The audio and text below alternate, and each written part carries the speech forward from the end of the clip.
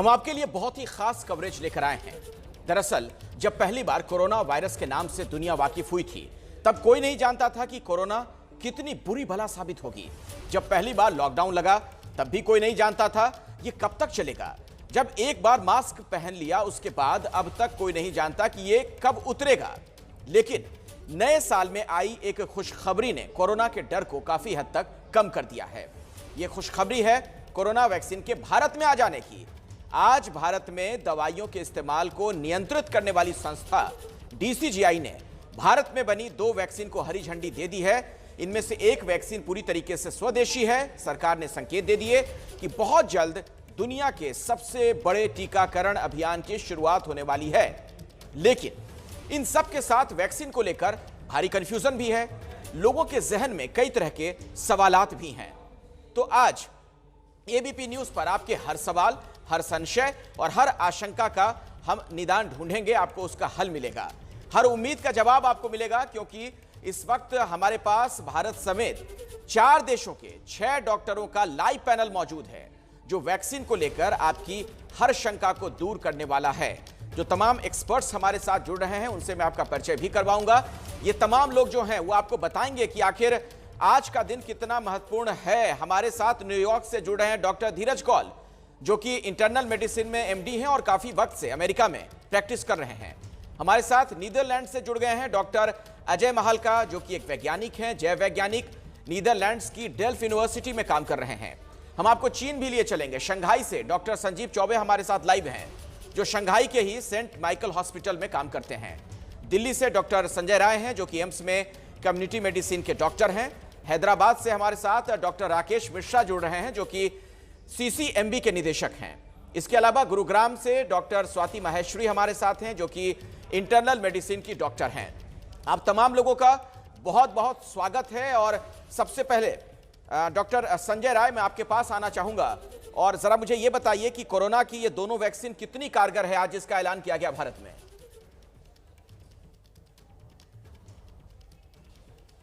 देखिए, पूरी दुनिया में अगर देखें तो अमेरिका में 2 वैक्सीन है, रसिया ने 2 वैक्सीन को ये किया हुआ है, एक ऑक्सफोर्ड की वैक्सीन और हमारी ये वैक्सीन जो है भारत बायोटेक की, आज डीसीजीआई ने इसका अप्रूवल दिया है। अभी तक जो इफेक्टिवनेस का डेटा है, इफेक्टिवनेस का डेटा इंटीम एनालिसिस करने के बाद आता है फेज 3 ट्रायल के बाद। जो फेज 1 फेज 2 ट्रायल के बेसिस पे अभी जो हमारे पास ये है कि सेफ्टी का कंप्लीट डेटा है, वैक्सीन जो है कंप्लीटली सेफ है। और अगर भारत बायोटेक की इसकी बात करें तो पब्लिक डोमेन में सारा डेटा अवेलेबल है इस समय। तो सेफ्टी जो है, इवन माइल्ड सिम्टम भी बहुत ही कम है और वो ओबियस भी है, क्योंकि ये जो है होल विरियन इनएक्टिवेटेड वैक्सीन है, उसी वायरस को इनएक्टिवेट करके या किल्ड करके दिया जाता है। जो न्यूट्रलाइजिंग एंटीबॉडीज़ है उसके भी जो है 80% से ज़्यादा लोगों में जो है न्यूट्रलाइजिंग एंटीबॉडीज़ जिनको वैक्सीन दी गई थी उनमें बना हुआ है, और ये काफ़ी बड़े सैंपल साइज पे है।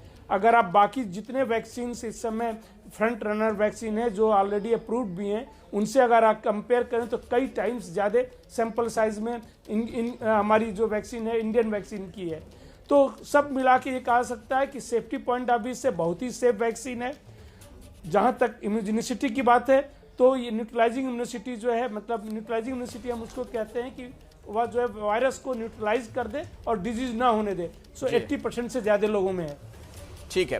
दरअसल एबीपी न्यूज जो इस वक्त हमारे तमाम दर्शक देख रहे हैं, उन्हें मैं एक बार फिर से बता दूं कि वैक्सीन को लेकर जितने भी सवाल आपके जहन में होंगे, आपके मन में होंगे, हर सवाल का जवाब आपको इस कार्यक्रम में मिल जाएगा।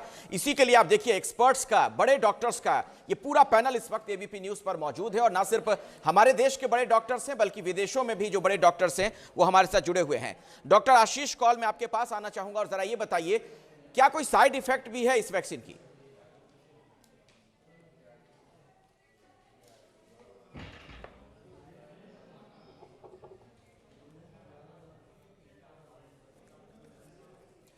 आशीष जी, धीरज कौल जी हमारे साथ है। धीरज जी, मुझे सुन पा रहे हैं आप? नमस्कार, thank you for having me on the show. जी हाँ, नमस्ते नमस्ते। मेरा सवाल सर यही है कि ये वैक्सीन जो है, क्या कोई साइड इफेक्ट भी है इसका? तो बेसिकली एस्ट्राजेनेका का डाटा हमारे पास आउट है, उसके अकॉर्डिंगली जैसे कि हम देख रहे हैं most common side effect muscle ache at the site of injection, जहाँ पे आप इंजेक्शन लगाते हैं। कई पेशेंट्स के अंदर हेडेक देखे गए हैं, कई पेशेंट्स के अंदर आर्थल्जिया देखे गए हैं मसल, और साथ में थोड़ा सा सब फेब्राइड मतलब हल्का सा फीवर। बट 90% ऑफ दो साइड इफेक्ट्स गो अवे, पहले 48 घंटे में वो चले जाते हैं। तो कोई सीवियर साइड इफेक्ट एस्ट्राजेनेका का नहीं देखा गया है जिससे हॉस्पिटलाइजेशन या कुछ और हुआ हो। मैटर ऑफ फैक्ट जितने भी पेशेंट वैक्सीन आर्म में उसमें से एक भी पेशेंट हॉस्पिटलाइज नहीं हुआ विद कोविड, या किसी भी पेशेंट को सिम्टोमेटिक कोविड नहीं था। तो एफिकेसी भी बहुत अच्छी है, साइड इफेक्ट्स भी बिल्कुल नहीं ऐसे significant. It's an excellent option और कॉस्ट भी अच्छी है और प्रैक्टिकल ऑप्शन है भारत के लिए।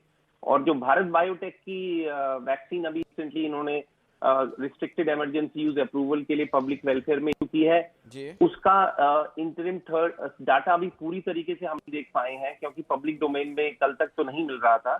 लेकिन उनका स्टेज 2 था, उसमें उन्होंने बच्चों में भी कुछ कॉपी ट्राई किया था। और दूसरा सबसे बड़ी बात है कि टोटली इंडिया में बनी है Bharat biotech ICMR national virology institution, जिसके लिए पूरा इंडिया को बहुत गर्व महसूस होना चाहिए, होता भी है। और ये किल्ड वायरस है। देखिए इसमें एक एडवांटेज जो क्लियर दिख रहा है कि ये एक तरीके का डेड वायरस आपको देता है, जिससे कि आपको एक स्ट्रॉन्ग आईजीजी रिस्पॉन्स मिलता है एस स्पाइक प्रोटीन को रिसेप्टर बाइंडिंग डोमेन के लिए और न्यूक्लियोसाइड एन प्रोटीन पे। अभी हम इस पे चर्चा कर रहे हैं कि क्या एक पूरा वायरस देने से जो म्यूटेंट्स आ रहे हैं उसके लिए अगर फ्यूचर में और म्यूटेशंस होंगी तो मुझे लगा है ये शायद ज्यादा अच्छे से कवर कर पाएगा। और ये जान के भी आपको खुश।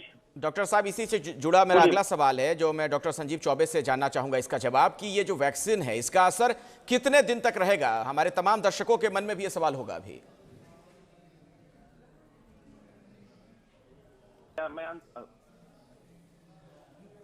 संजीव चौबे जी, देखिए इसका अप्रोक्सीमेटली 8 मंथ तक तो हम प्रोटेक्शन करके चल रहे हैं। जी हाँ, इसका हम 8 मंथ तक प्रोटेक्शन करके चल रहे हैं। इसके दो डोजेज हैं। और दूसरा ये बात जो अभी डॉक्टर पॉल ने कहा कि माइल्ड फीवर और एलर्जी और हेडेक और फटीग, ये एक्चुअली किसी भी वैक्सीन का एक नेचुरल प्रोसेस होता है। कोई भी वैक्सीन हम जब डालते हैं, चाहे वो बीसीजी हो चाहे डीपीटी हो, तो ये साइड इफेक्ट हमें, मतलब साइड इफेक्ट नहीं, ये एक नेचुरल रिएक्शन होता है जो दिखता है। तो अभी हमारे पास एक अभी हमने स्टार्ट किया है इसको, अभी हम लोग स्टार्ट करने वाले हैं इसको शायद 6 जनवरी को जी। और उसके बाद हमारे पास एक लार्जर डेटा कलेक्शन होगा, जिसके बेस पे हम लोग ये कह सकते हैं कि एक लंबी स्टडी होगी और हम उसको फिर एनालाइज करके और इम्प्रूवमेंट की अगर जरूरत पड़ी तो करेंगे। और अगर नहीं पड़ी और अगर यही अगर फाइनलाइज हुआ तो हम आगे के देशों के लिए भी और लोगों के लिए भी ऑफर कर सकते हैं। ठीक है। अब एक सवाल और भी है डॉक्टर अजय महालका, मैं चाहूंगा आप इसका जवाब दें कि इस वैक्सीन के लिए जो कहा जा रहा है, कितने डोज की आवश्यकता होगी लोगों को कि आप इतनी डोज तो ले ही लें? और जितनी भी वैक्सीन हैं 2 डोजेज हैं। फर्स्ट लेने के बाद उसको 28 डेज के लिए हम लोग रेकमेंड कर रहे हैं। 28 डेज रेकमेंड कर रहे हैं, 28 डेज टू 55 डेज। अच्छा। तो 2 डोजेज लेनी है। और ऐसा नहीं है कि वैक्सीन फर्स्ट डोज लेने के बाद आप ये निश्चिंत हो जाएं कि बस अब हमें कुछ नहीं होना है। आप डोज लें, जितने भी 7 प्रिकॉशंस WHO की तरफ से हैं वो लें। मैं सबसे पहले अपने सारे साथियों को कंग्रेचुलेट करना चाहता हूँ। अजय भारतीय, बहुत प्राउड का मोमेंट है कि आज 2 वैक्सीन्स हमारे इंडिया से, एक ऑक्सफोर्ड की हुई है, दूसरी इसकी, और थर्ड कैडिला को भी थर्ड फेज में जाने की अप्रूवल मिली है। इससे बहुत लोग जो वर्ल्ड के हैं हमारी तरफ आज देख रहे थे, वो सेटिस्फाइड हुए। जी, आप बहुत अच्छी बात कह रहे हैं और वाकई में हर भारतीय के लिए आज गर्व का दिन है भी। लेकिन डॉक्टर राकेश मिश्रा, जरा ये भी बता दीजिए, 2 डोज की आवश्यकता तो है, लेकिन इन दोनों के बीच में अंतराल कितना हो, इंटरवल? देखिए ये चीज़ इस फेज़ 1, फेज़ 2 और फेज़ 3 ट्रायल हुए हैं, इसके आधार पे ये सब डिसाइड हो चुका है कि आपको 2 डोज़ लेना है इसका कम से कम, और 2 डोज़ के बीच में पहले डोज़ के बाद 4 हफ्ते से 6 हफ्ते के बाद आप दूसरा डोज़ लेंगे। इसका मतलब ये हुआ कि वैक्सीन के पूरे इफ़ेक्ट के स्टार्ट होने के लिए आपको कम से कम 1.5-2 महीने का समय लगेगा। इसका मतलब ये है कि अगर आज भी वैक्सीन स्टार्ट होती है तो आप 2 महीने तक बिल्कुल ये ना सोचें कि आप इम्यून हो चुके हैं, और आप ये भी सोच लीजिए कि 70-80% एफिकेसी है। इसका मतलब हुआ कि अगर 100 लोगों को वैक्सीन दिया गया तो उसमें 10-20 लोगों को वैक्सीन का असर नहीं होगा, ये नेचुरल भी होता है। और देश इतना बड़ा है कि इसमें सबको वैक्सीन देने में कई महीने लग जाएंगे, साल लग जाएंगे। इसलिए हालांकि आज हमको ये बहुत अच्छा सेलिब्रेट करने का दिन है। सबको गौरव महसूस हो रहा है कि हमारे देश ने इतनी जल्दी 1 साल के अंदर 2 वैक्सीन, खास करके एक तो कम्प्लीटली इंडिजिनस वैक्सीन है जो हैदराबाद में बन रही है, जी। ये चीज़ दिया है। लेकिन इसका मतलब ये नहीं है कि हम जो सोशल वैक्सीन की प्रैक्टिस है उसको जरा भी उसमें ढिलवाई करें। अगर हम ऐसा करेंगे तो ये जो सारा किया कराया है इस पे पानी फिर जाएगा और इसका काउंटर इफेक्ट होगा जी। अगर हम अगले 6 महीने तक ठीक से सोशल डिस्टेंसिंग और मास्किंग इन सब का पालन नहीं करते हैं। बिल्कुल सही कह रहे हैं डॉक्टर साहब आप कि जो कोविड-19 के तमाम प्रोटोकॉल्स हैं उसका पालन हमें अभी करना है आने वाले कुछ महीनों तक। लेकिन डॉक्टर स्वाति माहेश्वरी, जरा ये बताइए, जो 2 डोज के बीच के अंतराल की बात सामने आ रही है, क्या उसके बीच में संक्रमण की संभावना होती है? जी हाँ, संक्रमण की संभावना हो सकती है, जबकि ऐसा है कि जब हम पहली डोज देते हैं तो कुछ ना कुछ इम्यूनिटी उसके द्वारा भी आती है, पार्शियल इम्यूनिटी वहाँ भी आप अचीव करते हैं, लेकिन कंप्लीट इम्यूनिटी नहीं आती। तो ऐसी स्थिति में अगर आप उस वायरस के संपर्क में आते हैं तो संक्रमण होने की संभावनाएं रहती हैं। और जैसा कि अभी ट्रायल्स में बोला गया है कि जब आप 2 डोजेज ले लेते हैं उसके 14 से 15 दिन के बाद आपको उतनी एंटीबॉडीज़ बन जाती है कि आप संक्रमण से सुरक्षित रहें। और वहीं अब आप देख रहे हैं कि ज़्यादातर जो वैक्सीन्स आई हैं वो 2 डोज की वैक्सीन्स आई हैं, जबकि जो ज़ाइकोव डी है कैडिला की वो 3 डोज वैक्सीन आएगी।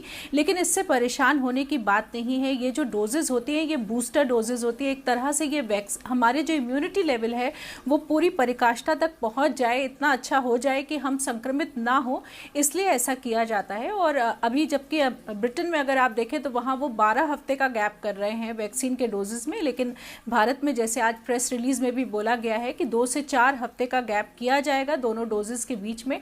तो जिसने भी वैक्सीन लगवाई है उनको इस बात का ध्यान रखना है कि उन्हें सेकेंड डोज भी लेनी है। और वहीं लोग ये भी पूछ रहे थे कि क्या अगर हमने एक वैक्सीन की 1 डोज ली तो क्या हम दूसरी वैक्सीन की दूसरी डोज ले सकते हैं? ऐसा बिल्कुल भी नहीं करना है। आपने जो पहली वैक्सीन ली है उसकी जो फर्स्ट डोज आपने ली है उसी वैक्सीन की सेकेंड डोज आपको लगेगी। इस बात का आपको खास ध्यान रखना है। बहुत अच्छी बात आपने बताई डॉक्टर स्वाति, बहुत ही महत्वपूर्ण ये जानकारी है हमारे दर्शकों के लिए। और एक और ऐसा सवाल है डॉक्टर संजय राय जी जो शायद तमाम लोगों के मन में भी है कि ये जो टीका होगा इसकी कीमत क्या होगी, टीके की कीमत?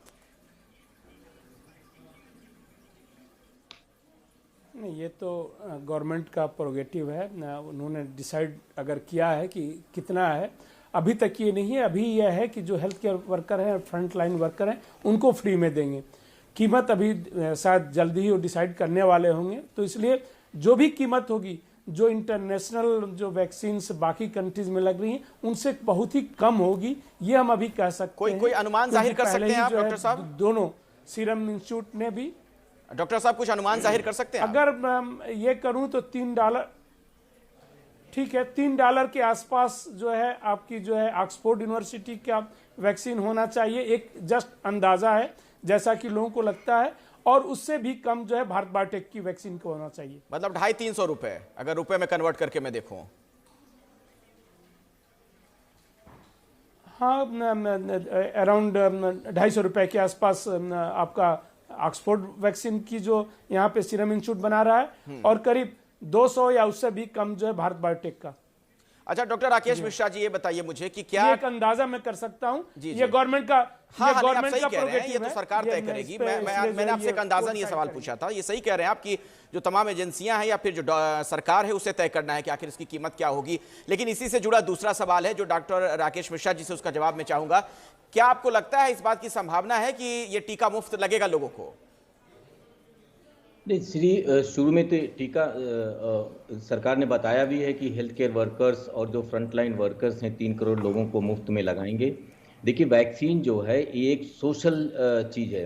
अगर हमको इसमें पैसे के लिए नहीं देखना है, जो लोग बाद में जब आम जनता के लिए वैक्सीन आएगी तो जिन लोगों को जो उनकी आमदनी के हिसाब से उनसे हम पैसा ले भी सकते हैं, लेकिन सरकार की ऐसी नीति होनी चाहिए कि इसमें आपका इकोनॉमिक स्टेटस आड़े ना आए, क्योंकि इस वायरस को हमें ख़त्म करना है एक साथ मिलके। अगर कुछ ज़्यादा लोगों को जिनकी इकोनॉमिक सिचुएशन उनको लग गई और बहुत से जो डिप्राइव लोग उनको नहीं लगी, तो वायरस तो रहेगा आसपास, और अगर वायरस रहेगा तो उसके नए वर्जन्स आएंगे और फिर हमको मुसीबत होगी। वैक्सीन हो सकता है कि वो काम ना करे। इसलिए एक बहुत स्ट्रेटजिक ढंग से लगाना, इसमें पैसे की बात अलग हो जाती है। हमको ये देखना है कि हम किस स्ट्रेटजी से कितने % पॉपुलेशन को और किस किस रीजन में किस ग्रुप को वैक्सीन देंगे। ये चीज़ जो है, इसका मंथन सरकार बहुत दिनों से कर रही है। उन्होंने बहुत अच्छी स्कीम बनाई हुई है कि एज ग्रुप के हिसाब से देखेंगे, कोमार्बिडिटी के हिसाब से देखेंगे। अभी चूंकि ये इमरजेंसी यूज है, इसलिए 18 साल के कम लोगों को ये वैक्सीन नहीं दी जाएगी। तो ये सब चीज़ें इनकी लिमिटेशन है, लेकिन ये डिजीज़ जो है ख़त्म करने के लिए हमको एक काफ़ी समुचित योजना के साथ वैक्सीन देना है। सिर्फ उसके दाम के ऊपर नहीं जाना, नहीं तो उस पूरी वैक्सीन का कोई फर्क नहीं पड़ेगा। क्योंकि अगर कहीं पे जी डॉक्टर साहब, आप सही कह रहे हैं कि जहां पर जीवन मृत्यु का सवाल है, ये सरकार का कर्तव्य भी है कि गरीबी आड़े ना आने पाए, कोई मतलब इस वजह से वैक्सीन ना लगाने पाए, ऐसा ना हो कि उसके पास पैसे नहीं है। बहरहाल एक सवाल और भी है डॉक्टर स्वाति माहेश्वरी, मैं चाहूंगा हमारे दर्शकों को जरा बताइए कि शुरू में कितने लोगों को टीका लगेगा? देखिए, जिस तरह से सरकार ने अभी बोला है कि जून जुलाई के महीने तक वो 35 करोड़ भारतीयों को वैक्सीन लगाने की मुहिम पर हैं। इसमें से पहले उन्होंने बोला है कि हम जो 1 करोड़ हमारे हेल्थ केयर वर्कर्स हैं, 2 करोड़ हमारे फ्रंटलाइन वर्कर्स हैं और उसके अलावा लगभग 27 करोड़ ऐसे लोग हैं जिनकी 50 साल से ऊपर की उम्र है और उनको पहले से बीमारियां हैं, किसी को डायबिटीज़ है, कैंसर है, ब्लड प्रेशर है, हार्ट या लंग्स की कोई प्रॉब्लम है, तो उन लोगों को पहले चिन्हित किया गया है। और कोविन ऐप आप जानते ही हैं कि अब सरकार उसको चालू कर देगी, जिसपे कि लोग अपने आप को रजिस्टर कर सकते हैं। और मैं देख रही थी कि लगभग 57 लाख लोग उस पर अपने आप को ऑलरेडी रजिस्टर भी कर चुके हैं। तो धीरे धीरे अब लोग अपने आप को रजिस्टर कर रहे हैं और फिर सरकार देखेगी कि कौन कौन एलिजिबल कैंडिडेट्स हैं जिनको कि हमें पहले वैक्सीन लगानी चाहिए ताकि हम चेन ऑफ ट्रांसमिशन को तोड़ सकें। तो अब सरकार शुरू हो गई है। अब आप जानते ही हैं कि एक तरफ जहां ऐलान हुआ है वहीं हमारे पास डोजेस भी तैयार खड़ी हैं, चाहे सीरम इंस्टीट्यूट की बात करें, चाहे भारत बायोटेक की बात करें, दोनों ने पहले से डोजेस बनाकर रखी हुई हैं और अब केवल उनको जो है केंद्र सरकार के जो कोल्ड स्टोरेज सेंटर्स हैं वहां तक पहुंचाने की बात है। तो लगता है आने वाले 1 हफ्ते के अंदर ही शायद हम पहला टीकाकरण भारत में होते हुए देखेंगे, जिस तरह से अब अप्रूवल आई गया है, स्वीकृति आई गई है। और ड्राई रन भी आपने अभी भारत में होते हुए कल देखा कि देश के 125 डिस्ट्रिक्ट्स में जो है कल ड्राई रन किया गया, यही देखने के लिए कि जो भारत का ऑलरेडी एग्जिस्टिंग सिस्टम है यूनिवर्सल इम्यूनाइजेशन प्रोग्राम, उसमें कहीं कोई कमी पेशी तो नहीं है, कहीं कोई त्रुटि तो नहीं है जिसे हम सुधार सकें। और हमने 1 लाख से ज्यादा लोगों को ट्रेन किया है अभी ताकि वो ये वैक्सीन दे सके। तो अब पूरा हमारा सिस्टम जो है वो रोबस्ट है और जल्द से जल्द अब ये वितरण शुरू हो जाएगा। चलिए डॉक्टर धीरज कौल जी, एक सवाल अब ये है, बच्चों के लिहाज से ये मैं सवाल पूछ रहा हूं कि टीकाकरण में बच्चों का क्या होगा, उन्हें इसकी कितनी आवश्यकता है और आपको क्या लग रहा है ये जो चीजें तय की जा रही हैं, प्राथमिकताएं तय की जा रही हैं, उसमें बच्चों का क्या क्रम होगा? जरूर, पहले मैं 1 सेकंड लेके आपका पहला सवाल आंसर कर देता हूं अबाउट प्राइजेस। हमने अक्टूबर में प्राइजेस बताई थी। सबसे सस्ती एस्ट्राजेनेका $6 2 वायल्स थी, उसके बाद फाइजर $40, मोडेर्ना $50 और भारत बायोटेक ने ₹100 के हिसाब से बताया था। और अमेरिकन एक कंपनी है एसिटिस जिसके साथ इनका निगोशिएशन हुआ है और उनका भी स्टॉक $0.3 से $1.8 ओवर लास्ट वीक हो चुका है। तो एक्साइटमेंट है इंटरनेशनल मार्केट में क्योंकि सबसे सस्ती कीमत है भारत बायोटेक की और एफिकेसी भी अच्छी लग सकती है। अब आपके सवाल पे देखिए, अभी तक बच्चों को हमने ट्रायल्स में इंक्लूड नहीं किया था। द ओनली कंपनी जिसके अंदर हमने थोड़े बच्चे देखे थे 16 to 18 ईयर्स ओल्ड, वो फाइजर था। फाइजर एक और ट्रायल शुरू करा है 12 से 18 साल के बच्चों की, जो स्टार्ट होगी मार्च में। तब तक हमारे पास इसका डाटा नहीं है। एस्ट्राजेनेका ने भी ये बोला है कि अगर आप देना चाहें तो risk versus benefit even lactating women या प्रेग्नेंट वुमेन में बात करके दीजिए। एज ऑफ नाउ मोडेर्ना, एस्ट्राजेनेका और जहां तक मेरा विश्वास है भारत बायोटेक के अंदर भी प्रेगनेंसी ना लैक्टेटिंग वुमेन ना इन बच्चों के लिए कोई डाटा अभी अवेलेबल है। इस पे काम करने की सख्त जरूरत है और मुझे लग रहा है जैसे जैसे वैक्सीन रोल आउट होंगी, जैसे कि हाई रिस्क लोगों का अमेरिका में और इंटरनेशनल सभी कंट्रीज में दे दिया जाएगा और प्राइमरी केयर फिजिशियंस जो है हेल्थ केयर वर्कर्स को मिलेगा, प्राइमरी फर्स्ट रिस्पॉन्डर्स को मिलेगा, तो तकरीबन मार्च अप्रैल जून के अंदर ये नई माइक्रो ट्रायल्स आ रही हैं। उसके बाद हमें लगता है कि ये क्लियर होगा। अभी तक हमें इसके ऊपर क्लियरिटी नहीं है। अच्छा, तो डॉक्टर संजीव चौबे, ऐसे में एक सवाल ये भी खड़ा हो रहा है कि जो प्रेग्नेंट महिलाएं हैं, गर्भवती महिलाएं, क्या उनका टीकाकरण संभव होगा?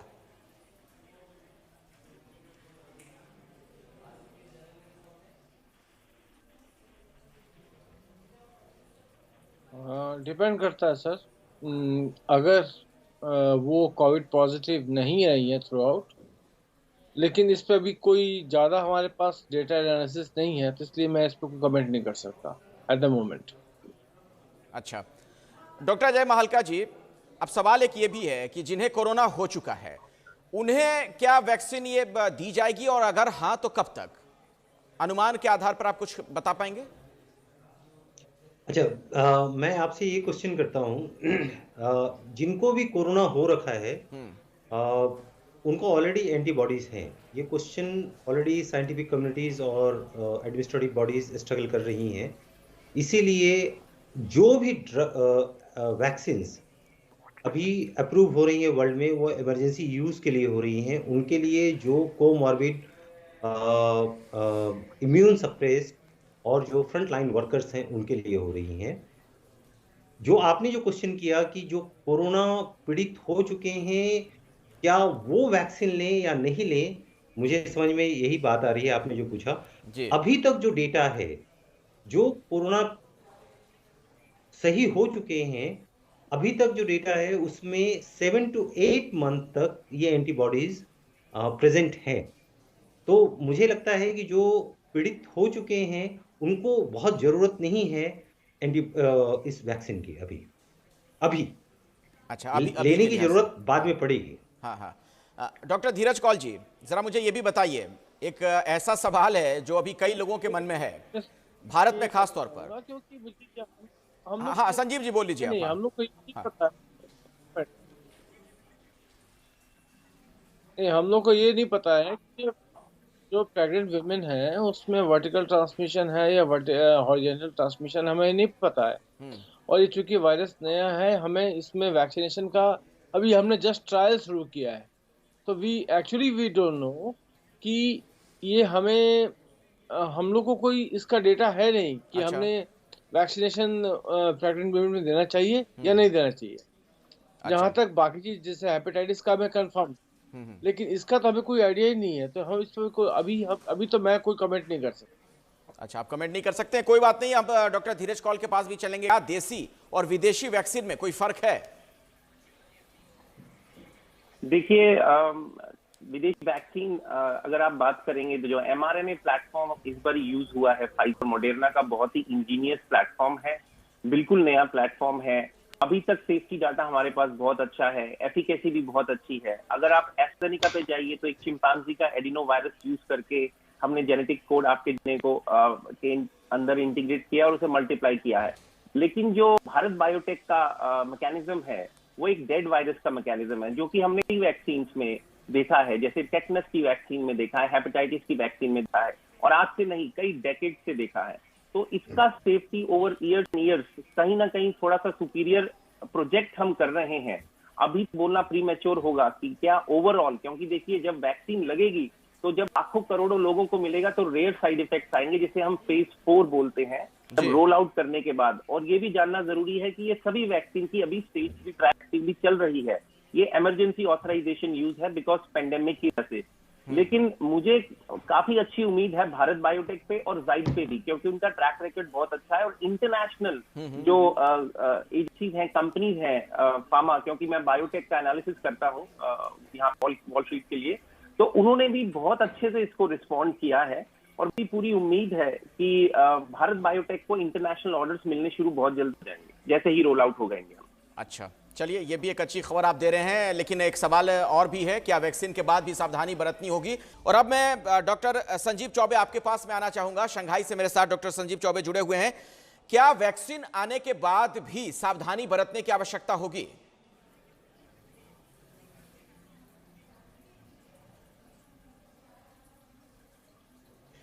बिल्कुल।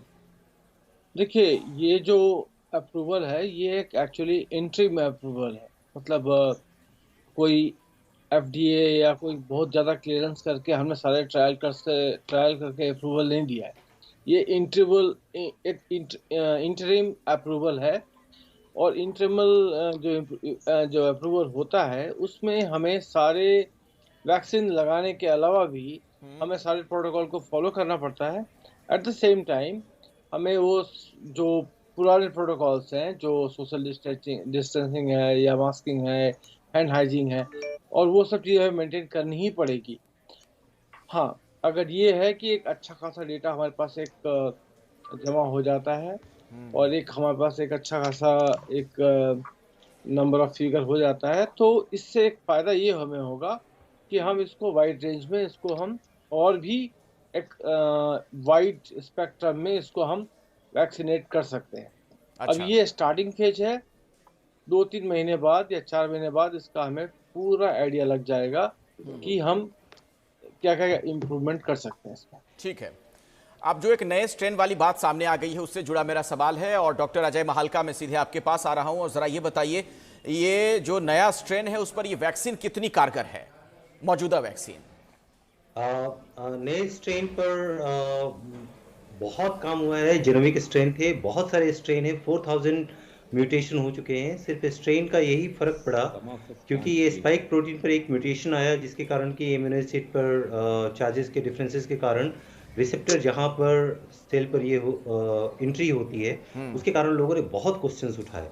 मुझे ये लगता है कि इस पर कोई जो भी वैक्सीन mRNA की आई है या बायोटेक इंडिया की आई है, इस पर कोई असर नहीं पड़ने वाला। अगर कुछ होता भी है तो अब हमारे पास ऐसी टेक्नोलॉजी है, हमारे scientist doctor Roy, doctor Mishra, सारे लोग हैं, दे नोज बेटर देन मी।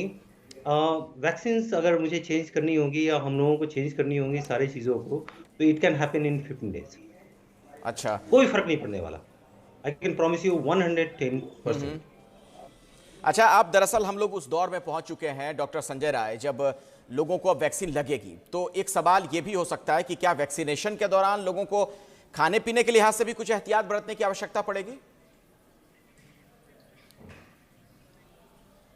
नहीं, देखिए, अब ट्रायल का पीरियड खत्म हो चुका है, अब एक्चुअल वैक्सीनेशन प्रोग्राम शुरू होगा। इसमें ऐसी कोई भी एहतियात बरतने की ज़रूरत नहीं है। एहतियात वो बरतने की ज़रूरत है कि 2 डोज है, हमें 2 डोज के बाद भी 2 हफ्ते तक वो सारे जो नॉन फार्मास्यूटिकल इंटरवेंशन है, क्यों उनको फॉलो करना पड़ेगा, मास्क पहनना पड़ेगा, सारे जो प्रिवेंशन के मेजर्स थे अभी तक उनको फॉलो करना पड़ेगा।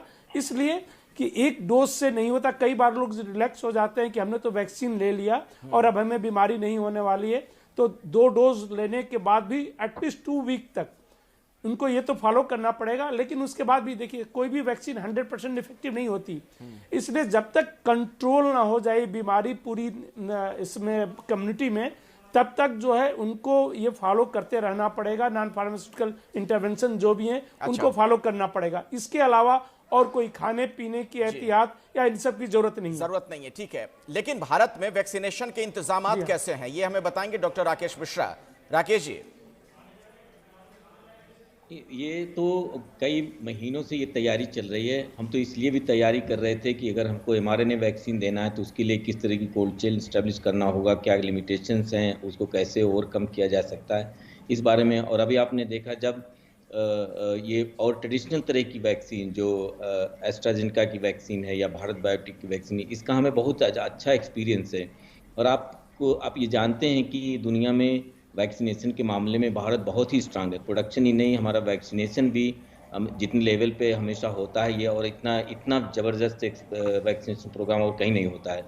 तो हमारे पास सिस्टम है, और आपने देखा अभी ड्राई रन्स हुए हैं वैक्सीन के लिए, क्योंकि ये इमरजेंसी यूसेज है तो ये डॉक्टर्स की निगरानी में होना चाहिए। और अगर किसी को एलर्जी है कुछ है, उसका क्या ध्यान दिया जाएगा, कैसे देखा जाएगा, ये सब चीज़ें। और इस वैक्सीन के साथ साथ सरकार ने एक ऐसा इंतजाम भी किया है कि हम पेशेंट्स को अच्छी तरह से फॉलो कर सकें, उनका डिजिटल रिकॉर्ड रखें, जिससे कि वैक्सीन का कितना असर हो रहा है, उसका कोई minor long term short term क्या है, उसके साइड इफेक्ट्स आ रहे हैं, इन सब चीज़ें, ये जो जानकारी आएगी इस वैक्सीनेशन के माध्यम से, वो हमारे हेल्थ केयर सिस्टम के लिए बहुत ही उपयोगी होगी। ठीक है, लेकिन सर भारत की जो जनसंख्या है, बहुत बड़ी जनसंख्या है, करोड़ों की आबादी रहती है। ऐसे में डॉक्टर स्वाति माहेश्वरी, जरा मुझे ये बताइए कि पूरे भारत में हर किसी को वैक्सीन लग जाए, वैक्सीनेशन हो जाए, उसमें कितना वक्त लगेगा, क्या अनुमान है? देखिए, वक्त तो ज़रूर लगेगा, क्योंकि अभी सरकार पहले ही बोल चुकी है कि जून जुलाई तक हम 35 करोड़ लोगों को वैक्सीन देने की पूरी मुहिम शुरू कर रहे हैं। लेकिन वहीं ये समझिए कि हम एक हर्ड इम्यूनिटी या सामूहिक इम्यूनिटी की तरफ जा रहे हैं, और उसके लिए हमें लगभग 60 से 70% अपनी जनता को वैक्सीन लगाने की ज़रूरत होगी। यानी कि लगभग 80 करोड़ लोगों को हमें वैक्सीन लगाने की ज़रूरत है। जैसे कि आप अभी बात भी कर रहे थे कि क्या गर्भवती महिलाएँ, बच्चे, हो सकता है ये संभावना भी है कि शायद इन्हें हमें वैक्सीन लगाने की जरूरत भी ना पड़े, क्योंकि अगर हम 80 करोड़ अपनी एडल्ट पॉपुलेशन को ही वैक्सीन लगा देते हैं तो कहीं ना कहीं हम हर्ड इम्यूनिटी की तरफ बढ़ जाएंगे, और उसके बाद कोरोना इतना बड़ा संकट नहीं रह जाएगा जैसा कि अभी है। तो अभी हम देख ही रहे हैं कि साल के अंत तक आप ये मान के चलिए कि हम लगभग 80 करोड़ लोगों को ये वैक्सीन दे चुके होंगे, क्योंकि अभी सरकार अपनी तरफ से वितरण कर रही है, लेकिन आने वाले समय में मार्केट में भी ये वैक्सीन अवेलेबल होगी। आपने देखा है भारत में एक प्राइवेट हेल्थ केयर सिस्टम है और एक गवर्नमेंट हेल्थ केयर सिस्टम है। हम वैक्सीन जाके प्राइवेट में भी लगवा सकते हैं, और आने वाले समय में जब ज्यादा वैक्सीन की हमारे पास ऑप्शन होगा, अभी ज़ाइकोव डी आ रही है, रशिया की स्पुतनिक 5 भी आ रही है, जब फाइजर ने भी अप्लाई किया हुआ है, जब हमारे पास और वैक्सीन होंगी भारत में तो वो कहीं ना कहीं मार्केट में भी आएंगी। लेकिन अभी इस वक्त उन्हें मार्केट में लाना समझदारी नहीं होगा, और इसीलिए गवर्नमेंट ने ऐसा नहीं किया, क्योंकि आनन फानन में लोग लगवाने लगेंगे और उसके बाद कोई संयोजित तरीके से हम इस पूरी चीज को अंजाम नहीं दे पाएंगे। इसीलिए अभी जरूर सरकार अपने नियंत्रण में सब कुछ रखना चाहती है, और अपने नियंत्रण में ही रख करके वो लोगों को एक चरणबद्ध तरीके से जो है ये जरूरी है कि इस वक्त अनुशासन चूंकि बहुत जरूरी है, बहुत ज्यादा इसकी आवश्यकता है। लेकिन डॉक्टर धीरज कौल, ये बताइए मुझे जरा कि दुनिया में वैक्सीनेशन शुरू होने के बाद क्या संक्रमण के मामलों में आपको लगता है कि फौरन गिरावट हम देखेंगे? देखिए, जब आप वैक्सीनेशन ड्राइव शुरू करते हैं, according to a study from Cambridge and MIT, तकरीबन पहले 8 हफ्ते एज इन, देखिए पहला डोज लगा, मोस्ट ऑफ द वैक्सीन जैसे पहले भी बताया 2 डोजेज में है, और दूसरी डोज के 14 दिन की इम्यूनिटी मिलती है। एस्ट्राजेनेका ने अब बोला है क्योंकि हम ज्यादा से ज्यादा लोगों को फर्स्ट डोज लगाएं तो 3 महीने तक खींच सकते हैं दूसरी डोज को। पर coming back to your point, हमें ये पता लग रहा है कि जब 15 से 20% लोगों को वैक्सीनेशन हो जाएगा, एक सिग्निफिकेंट ड्रॉप दिखना चाहिए। ऑल्दो हर्ड इम्यूनिटी के लिए 60 to 70% या तो लोग इन्फेक्शन के थ्रू गुजरे या उन्हें वैक्सीनेशन हो। लेकिन मेरा मानना है अमेरिका में हम लोग ये नंबर्स देख पाएंगे मार्च तक। अभी अमेरिका में रोज 3,000 लोगों की मौत हो रही है, सबसे भयानक दौर है। इसीलिए एक बात पॉइंट और ऐड करना चाहूंगा, वैक्सीन लगने के बाद भी आपको सोशल नॉर्म्स फॉलो करने हैं। अभी तक जितनी भी वैक्सीन है उसमें से सिर्फ एस्ट्राजेनेका एक ऐसी वैक्सीन है जिसके पास डाटा है, पब्लिक डोमेन में रिलीज नहीं हुआ है। क्या वैक्सीन लगने के बाद आप एसिम्प्टोमेटिक कैरियर से बच पाएंगे? क्योंकि अगर आपको बहुत ही इंपॉर्टेंट पॉइंट है डॉक्टर साहब, जिस तरफ आप इशारा कर रहे हैं। अब मैं इस कार्यक्रम में सर, अब इस कार्यक्रम में मैं उस तरफ बढ़ना चाह रहा हूं सवालों को लेकर। दरअसल कोरोना वैक्सीन को लेकर भारत में कुछ कई तरह की अफवाहें भी सामने आई, उसी से जुड़ा मेरा एक सवाल है डॉक्टर संजीव चौबे, क्या वैक्सीन लगाने से नपुंसकता हो सकती है?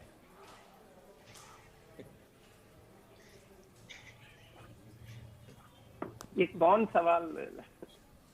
नहीं, ये चर्चा में ये चीज भी आ गई है सोशल मीडिया के जरिए। मैं चाहता हूं कि ये अफवाहें दूर हों एबीपी न्यूज के माध्यम से। सवाल छोड़ दीजिए, सवाल नहीं। There are lots of rumors. हाँ। आप पहले आप बात को समझिए और सुनिए। सबसे पहली बात यह है कि ये वैक्सीन का इमरजेंसी ट्रायल चालू हुआ है, ठीक है।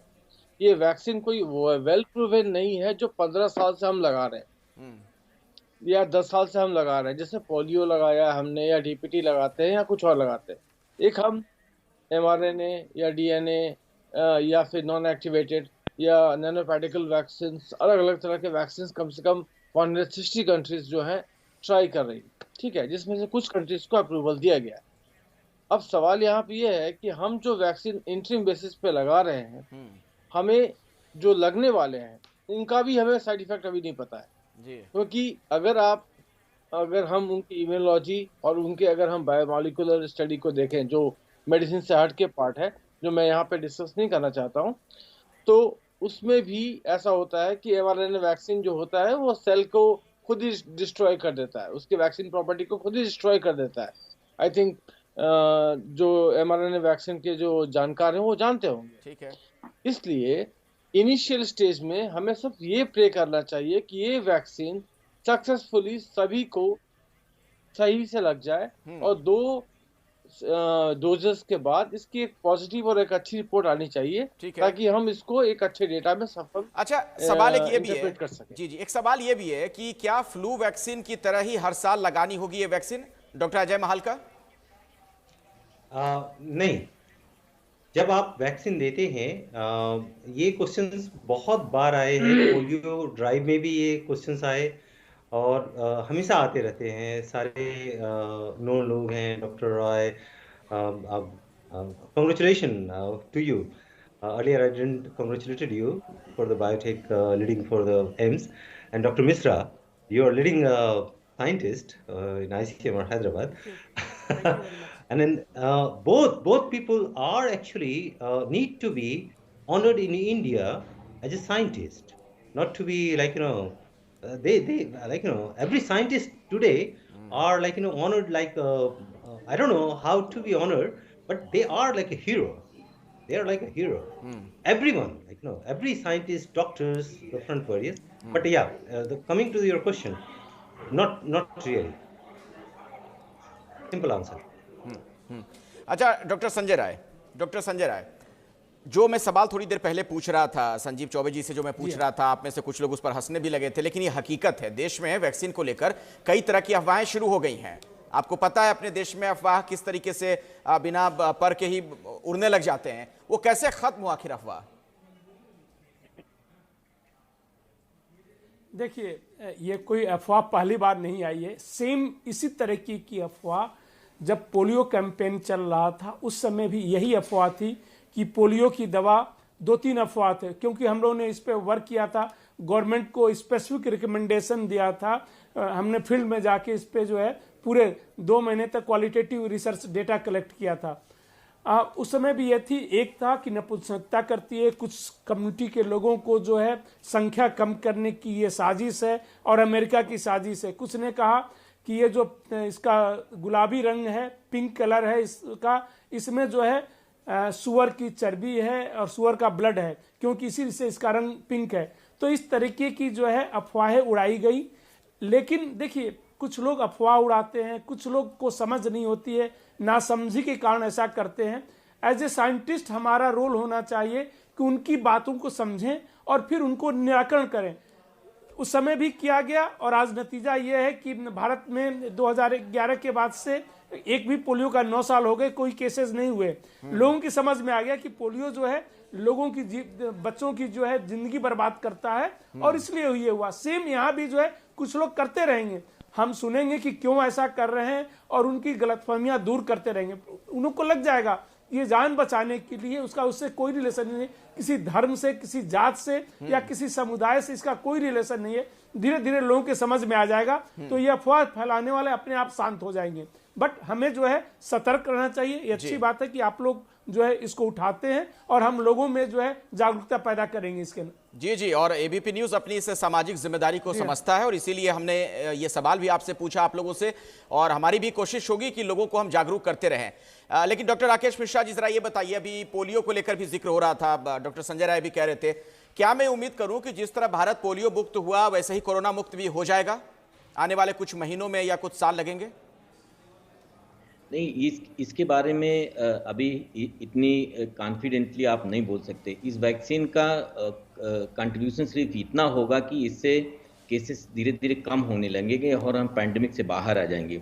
ये जो कोरोना वायरस है इतनी आसानी से जाने वाला नहीं, क्योंकि इसके इन्फेक्शियस प्रॉपर्टी बहुत अच्छी हैं और ये इतनी तेज़ी से फैलता है। और आप जानते हैं कोरोना वायरसेस में म्यूटेशन रेट बहुत ज़्यादा होती है।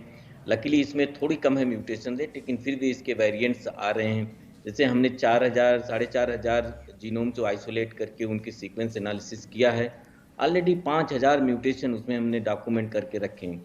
उन म्यूटेशन का कोई फ़र्क नहीं पड़ता है, वो इनकॉन्सिक्वेंशियल होते हैं, इसलिए उसको कोई नोटिस नहीं करता है। अब अचानक यूके में म्यूटेशन जो आए वो तेज़ी से फैलने लगा तो वो चर्चा में आ गया। इसलिए हमको ये बहुत सावधानी रखना है कि वैक्सीन आप करिए, लेकिन जो सोशल वैक्सीन है वो सबसे बड़ी हथियार हमारे पास, सबसे बड़ा हथियार वो रहेगा, क्योंकि हमको इस वायरस को पहुंचने से रोकना है। और हमें पता है ये कैसे पहुंचता है, हवा, पानी, मच्छर इससे नहीं पहुंचता, हम आदमी ही एक दूसरे से ले जाता है। तो अगर हम वो सबसे तेज़ी से करेंगे तो वैक्सीन वगैरह और ड्रग वगैरह इन सब की मदद से हम एक आध साल में इसको काफ़ी हद तक पार कर पाएंगे। लेकिन ये कोई नहीं कह सकता कि कोरोना हम यहाँ से चले जाएगा। कॉमन फ्लू कितने दशकों से चल रहा है, कितनी हर साल नई वैक्सीन बन रही है और ये उसी फैमिली का वायरस है। हम इसके साथ सरवाइव करना काफ़ी हद तक सीख चुके हैं। हिंदुस्तान ने जैसे परफॉर्म किया है इसके अगेंस्ट में, वो बहुत ही काबिल तारीफ़ है। जिस तरह की हमारी इकॉनमी, जितने लोग हैं उसके हिसाब से हमने जिस तरह से इसको हैंडल किया है वो बहुत ही ज़बरदस्त है। तो इससे काफ़ी कॉन्फिडेंस बनता है कि हम इसी लॉकडाउन इस तरह की मुसीबत से नहीं गुजरेंगे। लेकिन इस वायरस के साथ हमेशा हमको ध्यान रखना पड़ेगा।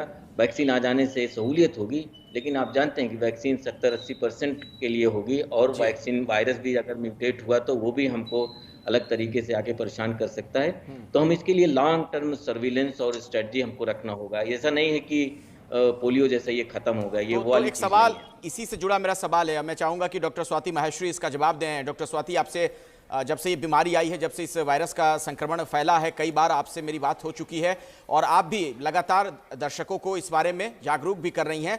तो कोरोना की वैक्सीन लगने तक क्या करें क्या ना करें, हमारे दर्शकों को आप क्या बताना चाहेंगे?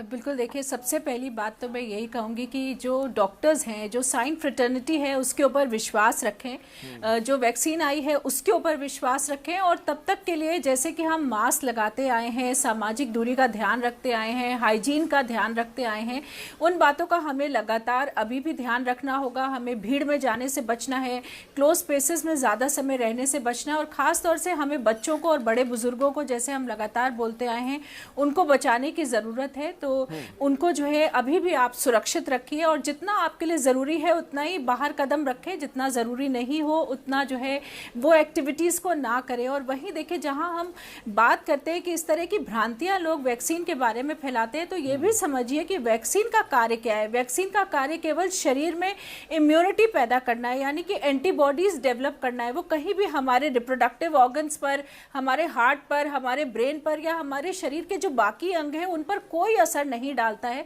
तो ये जो बातें लोग फैलाते हैं कि नपुंसक बना देगा आपको, या इस वैक्सीन से जो हमारी जनसंख्या कम हो जाएगी, या इस तरह की बातें जो लोग फैला रहे हैं, उस पर बिल्कुल विश्वास नहीं करिए। इतने समय कोरोना के पूरे दौर में आपने डॉक्टरों के ऊपर विश्वास किया है, साइंटिफिक कम्युनिटी के ऊपर विश्वास किया है, और आज जहां हम खड़े हैं, जब हम मृत्यु दर भारत में इतना कम कर चुके हैं, रिकवरी रेट दुनिया का सबसे अच्छा है, तो आगे भी अपने डॉक्टर्स और साइंटिफिक कम्युनिटी पर विश्वास रखिए कि ये जो वैक्सीन आई है, जिसको अप्रूवल मिला है, इसकी जो एक्सपर्ट कमेटी है उनमें भी डॉक्टर्स ही हैं, उसमें भी साइंटिस्ट ही हैं, और ये थर्ड पार्टी होते हैं जो कि वैक्सीन की प्रक्रिया से जुड़े हुए उस वक्त नहीं होते हैं। उसके बाद वो तीसरी आंख से इस पूरी जो डेटा होता है उसको देखते हैं, आंकते हैं, और जब उन्हें लगता है कि ये सुरक्षित है, इससे लोगों को नुकसान नहीं होगा, तब वो इसके ऊपर ठप्पा लगाते हैं। तो इस चीज़ पर ज़रूर विश्वास रखिए, और कोई भी आपको अगर इस वक्त बरगला रहा है या आपको गलत बातें बता रहा है वैक्सीन के बारे में, तो ज़रूर अपने कान वहां से बंद जरूर करें, कान बंद कर लें। लेकिन जो लोग ये कह रहे हैं डॉक्टर अजय महालका कि ये बीजेपी वाली वैक्सीन है या फिर कांग्रेस वाली वैक्सीन है या समाजवादी पार्टी वाली वैक्सीन है, उनको क्या कहेंगे आप लोग?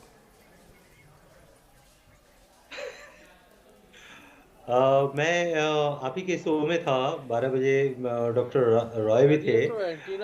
मैं क्या कहूँगा उन लोगों को। Please please please go ahead. लेकिन मैं क्या कहूँगा, मैं इनसे वाकिफ नहीं रखता। हम लोग वाकिफ ये रखते हैं कि हमारे डेटा क्या है। Please go ahead Sanjeev sir. मैं जा रहा हूं, संजीव जी के पास जाऊंगा, पहले आप बात पूरी कर लीजिए। अच्छा। डॉक्टर साहब, हाँ, डॉक्टर अजय। नहीं नहीं, मेरे सीनियर है, मैं इसलिए हाँ, मैं जाऊंगा उनके पास थी। भी, हाँ। मैं ये कह रहा हूँ मैं ये बोलना चाहता हूँ,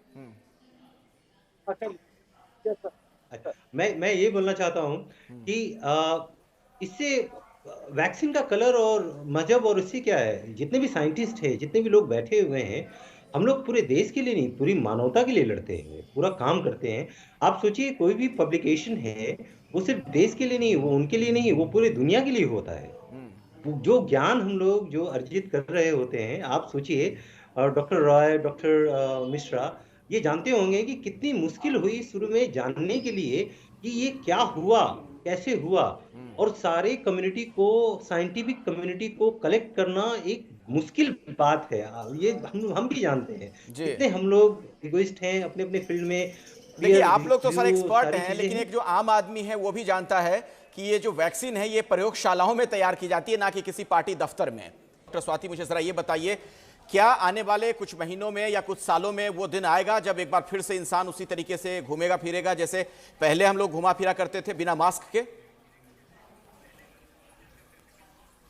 ज़रूर आने वाले समय में ज़रूर ऐसा दिन भी हम देखेंगे, क्योंकि कोई ना कोई समय ऐसा आएगा जब वैक्सीन्स लोगों तक पहुंचनी शुरू हो जाएंगी, हम हर्ड इम्यूनिटी की तरफ पहुंच जाएंगे, तब शायद ये इन्फेक्शन जो है ऐसा इन्फेक्शन बन के रह जाएगा जैसे अभी हम मामूली सर्दी खांसी की बात करते हैं, या जिस तरह से हर सीज़न में कभी स्वाइन फ्लू आता है, कभी इन्फ्लुएंजा आता है, कहीं ना कहीं ये बहुत सीमित और सिमट कर रह जाएगा।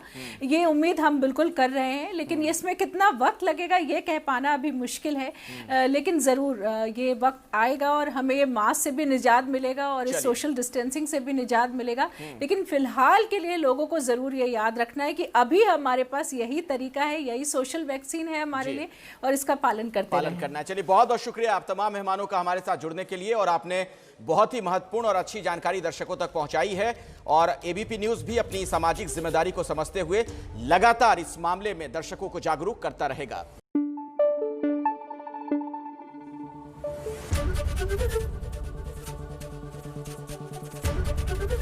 एबीपी न्यूज आपको रखे आगे।